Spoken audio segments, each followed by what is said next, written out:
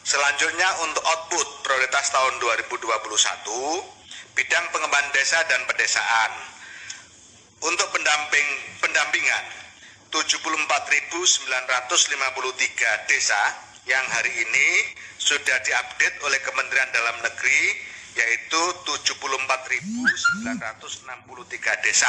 Tapi kita belum dapat tembusan surat keputusan menterinya, sehingga masih menggunakan data 74953. Kita sudah minta, tapi belum dapat kiriman sampai sekarang. Nanti kalau sudah ada kiriman kita akan sampaikan kepada Bapak Ibu sekalian.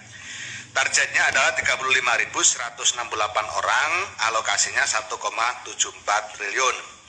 Nah, sekaligus ini tadi merespon apa yang disampaikan oleh Pak Joni Allen. Jadi sebagaimana yang sudah berkali-kali kami laporkan di dalam forum yang terhormat ini, bahwa terkait dengan pendamping desa kita tidak membuka rekrutmen karena kita lagi konsolidasi untuk peningkatan kapasitas dan manajemen agar dana yang dikeluarkan ini betul-betul berdampak positif bagi pemanfaatan dan penggunaan dana desa di 74.953. Oleh karena itu, ketika ada saran dan pertimbangan dari Bapak Ibu anggota Komisi 5 untuk menurunkan jumlah rasio antara pendamping dengan jumlah desa yang didampingi, sampai hari ini kami belum melakukan penambahan karena fokus kami adalah peningkatan kapasitas supaya apa yang menjadi tugas kita selama ini bisa kita laksanakan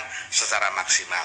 Yang kedua, sekaligus terkait dengan gaji yang tadi disinggung, tentu nanti secara normatif akan kita laporkan, tetapi perlu juga kami singgung pada kesempatan ini bahwa mulai tahun 2021 ini penanganan pendamping desa fokus kita laksanakan di kementerian, bukan di dekon dengan melakukan manajemen dekon. Kalau kemarin pengelolaan pendamping ini dekon, sehingga pembinaan, penggajian, pengawasan dan lain-lain dilakukan secara dekon.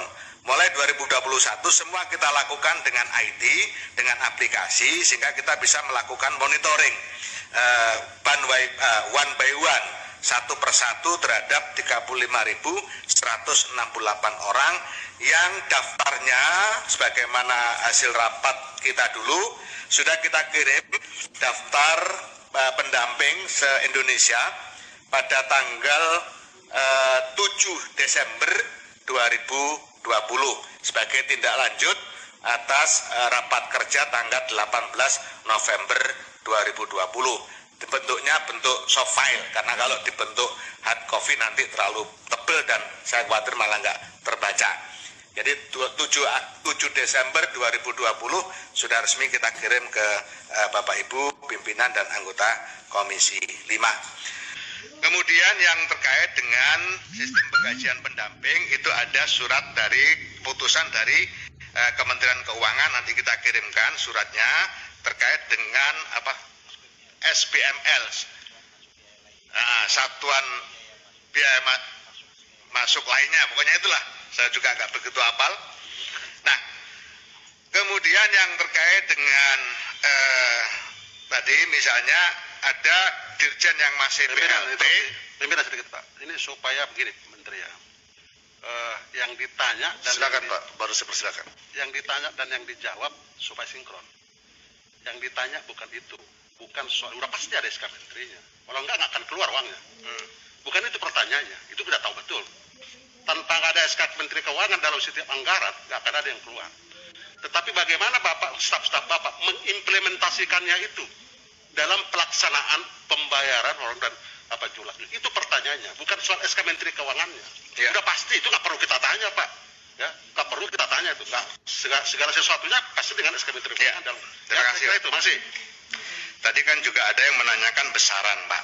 Jadi kan kita juga menjawab secara global, nanti detailnya akan kita kirimkan. Kemudian implementasinya tentu ada mekanismenya di sana.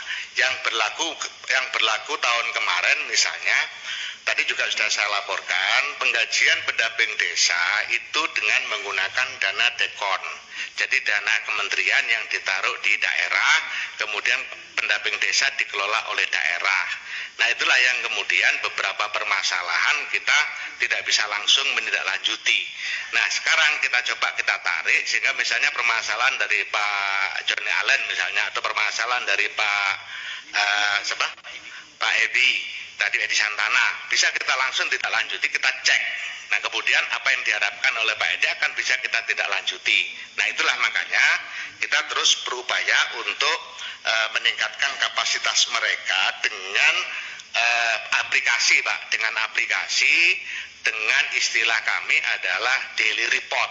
Jadi laporan harian, meskipun sebenarnya tidak harian, bisa mingguan. Tetapi di situ selama ini pakai FIN. FIN itu berjenjang. Nah dengan berjenjang itu akhirnya subjektivitasnya terlalu tinggi. Nah kita akan bangun satu sistem yang objektif betul, sehingga sebenarnya di masing-masing pendamping itu bisa melakukan menilai dirinya sendiri apakah layak untuk diperpanjang atau tidak. Dengan pola ini siapapun bisa melihat. Nanti kalau Komisi 5 juga ingin mendapatkan laporan pergerakan seperti yang tadi akan kita sampaikan. Misalnya sekarang tahun 2020 kemarin masih menggunakan FIN karena memang sistemnya kita belum masuk. Di 2021 ini per Januari kita sudah menggunakan aplikasi. Jadi masing-masing pendamping desa di semua tingkatan melakukan pelaporan, dan dari pelaporan itu bisa kita lihat bagaimana kinerjanya. Sekaligus ini menjawab terkait dengan tugas pokok fungsi pendamping yang tertuang di dalam permen.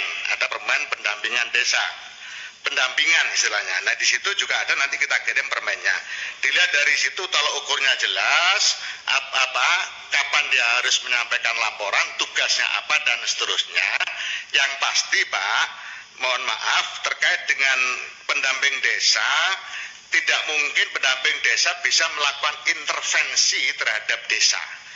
Dalam konteks misalnya mengintervensi kepala desa.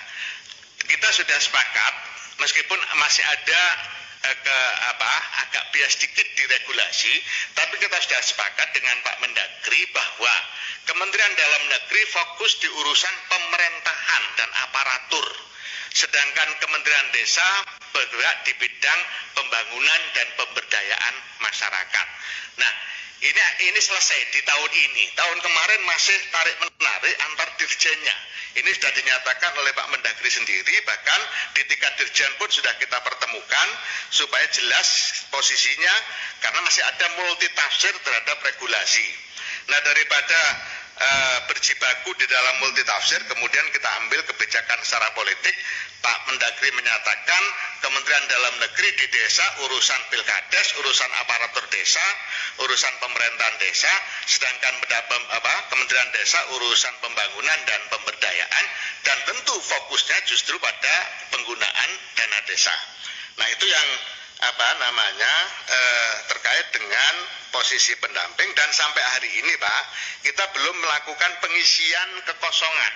Itu yang disebut dengan rekrutmen. Kita belum melakukan rekrutmen sama sekali karena kita lagi fokus untuk peningkatan kapasitas. Tentu nanti pada saat kita akan melakukan pengisian, pasti kita akan sampaikan kepada Bapak Ibu sekalian, karena kita pasti akan melakukan dengan cara terbuka.